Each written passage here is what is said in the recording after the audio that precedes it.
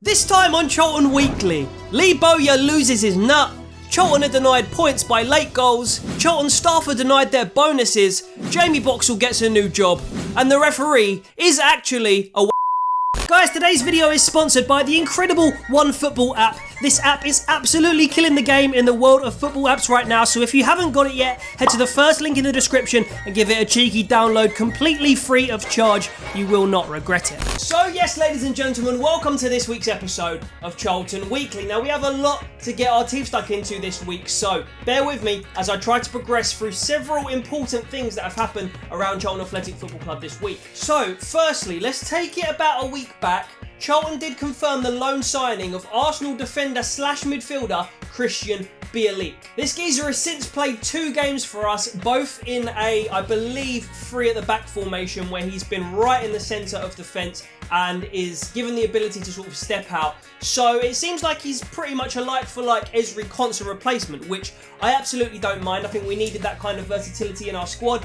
He is a bit young, so he may make mistakes, but at the back is not really where you want a player to make mistakes. He hasn't had much professional experience, but he does look like a solid player. He's played 2 games so far, looked decent in both of them, and he looks like a promising player. Now, this is our second loan signing of the transfer window. We are allowed 5 in total, and last season we were pretty much operating at having 5 loans throughout the whole season. We've only got 2 in right now, so we probably could get at least one more player in. It looks like we will be getting Kieron Dyer. I think that's how you say his name, and I think that is our main target. He's a 28-year-old, out of favour central midfielder at Leeds, and he will probably come in and replace Jake Forster-Caskey, our number 8, who unfortunately got injured for the whole season. So yeah, we definitely need him replacing an and I'll be very, very happy to get him. Let's see if that materialises though, we don't know yet. 3 football matches have occurred since I last filmed an episode of Charlton Weekly. The first one, don't really want to talk about it. 3-0 loss at MK Dons.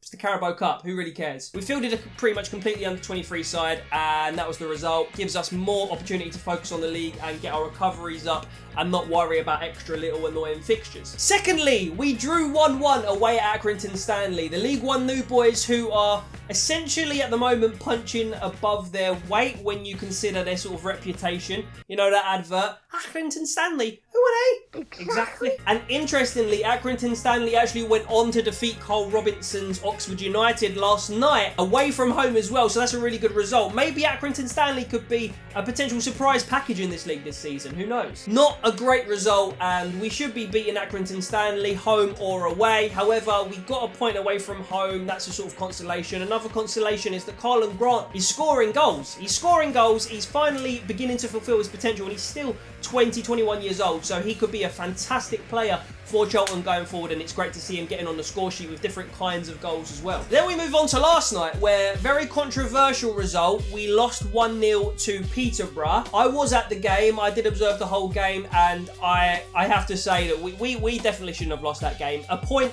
maybe would have been fair, but slightly unfair, leaning towards Charlton's side, as in Charlton had lots of chances to win this game. If anyone should have won, it should have been us, basically, is what I'm trying to say. I've said on Twitter to some people who asked me, I believe if we play like that all season, we will be knocking in and around sort of top 6, maybe top 8 to be a little bit more broad. But we've got players coming back, which also brings me on to the fact that Fosu, Reeves, Vettekele's already back, and Jason Pearce will all be involved in training this week, which is a really big potential piece of good news going forward, basically. So really pleased to see that. However, last night's result, very, very sour taste. And I tell you what, I was in the press room when Lee Bowyer was doing his interview, and I tell you what, it was very, very, very intense in there. He was angry. He was saying all sorts of things that could potentially get him fined. He was slating the referee, and rightly so. The referee missed 3 incidents in our box throughout the whole game.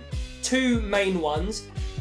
Again, I don't know if they were penalties, but if theirs was a penalty, then ours was definitely a penalty. That's basically what the situation was. But in reality, probably none of them were penalties, and Charlton just missed a lot of chances, couldn't quite get it around the keeper, couldn't quite find that little inch of space to tuck one past the keeper. But a point would have been hard to take, but fair-ish. But losing the game was horrible. So yeah, that is my review of Charlton v Peterborough, and 1 point from the last 2 games is not great. But yeah, a little quick summary of how Lee Bowyer wasn't best pleased. Is it acceptable? No. Am I going to probably get in trouble? Yeah. It is what it is. But should he get in trouble? Yeah. He shouldn't be reffing. He shouldn't be able to ref the next game. The fella tried to dive to head the ball. There was no push. It's not a penalty. Anyone that's played the game knows it's not a penalty. It's an absolute disgrace how he can make that decision. A disgrace. Humorous comment of the week.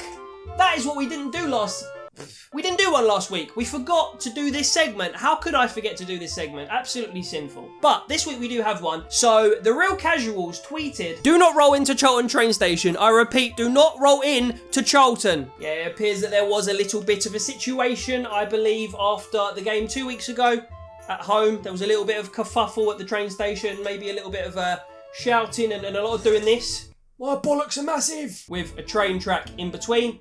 And then Louis Mendes said on Twitter, "Even the Charlton firm is putting out a youth team these days. Hashtag CAFC. Very good, Louis. Very, very witty. Love that. You win Humorous Comment of the Week for this week's episode. So, cheeky little 2-2 employment update. Basically, last week, or I think it was actually 2 weeks ago now, I posted a video on YouTube saying that basically I had lost Charlton as a client as well as another client, and that was a bit of a financially difficult situation. I had to balance making YouTube videos and actually finding some sort of replacement for these two lost clients financially.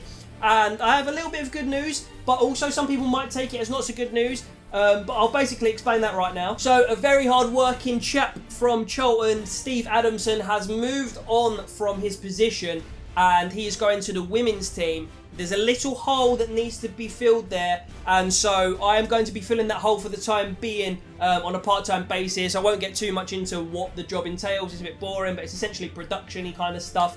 And yeah, that is really good for me. I will now be working part-time for the club, and essentially what that means is that I will be able to work on every home match day, and therefore I'm very unlikely to be able to vlog home days for the time being. However, away days obviously will still be vlogging potential should there be some ones that make sense for me to go to.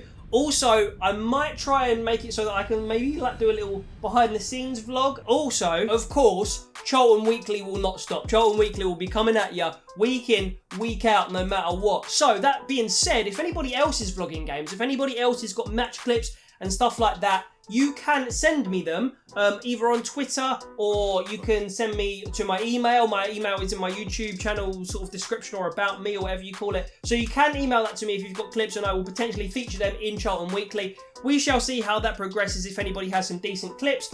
And yeah, I think that's how we're going to go for the time being. Obviously, Charlton Weekly will still continue to come. That is the main thing, guys, so don't worry. But speaking of working for Charlton Athletic Football Club, there is a bit of a controversial situation at the moment. It is literally unfolding sort of minute by minute as I'm recording this video, so I don't have a whole lot precisely up-to-date updates, but you can check it on the hashtag CAFC hashtag on Twitter, so make sure you do that. But essentially what it is that I think Duchatelet has sent a letter to the full-time permanently employed staff and informed them that they're not basically getting their bonuses based on the fact that Charlton performed really poorly in the financial year just gone. It's not good. It's not appropriate for anybody who employs people to do this, and Charlton Card have actually planned a potential protest for Saturday, so keep your eyes fixed on all the stuff going on around that, as I said, on the hashtag CAFC hashtag on Twitter. But other than that, guys, that's pretty much it, and I'm just going to round off by having a look at the Fantasy League, where, guys, you still can join for a few weeks if you haven't joined yet. I'm going to keep the entries open so you can join if you want. But winning this week was Jack Coombs' Wamp Doria. Nice name there, by the way. 91 week points, but going into game week 3, top of the table is Dan Sheeds, Lalana Del Rey, another fantastically witty name in the Fantasy League. You are winning at the moment, Dan. Congratulations. Very, very good stuff, but many, many more weeks to go. So as I say, make sure you go down to the description. The league code will be down in there, as well as the link to the Premier League fantasy sort of system. Go down, get your teams in. I'll be leaving entries open for another little while. But that is it for this week's Charlton Weekly, everybody. Subscribe to the channel, like the video, share with other Charlton fans, and I will see you next week with another episode of Charlton Weekly. Take care, everyone, and sweet.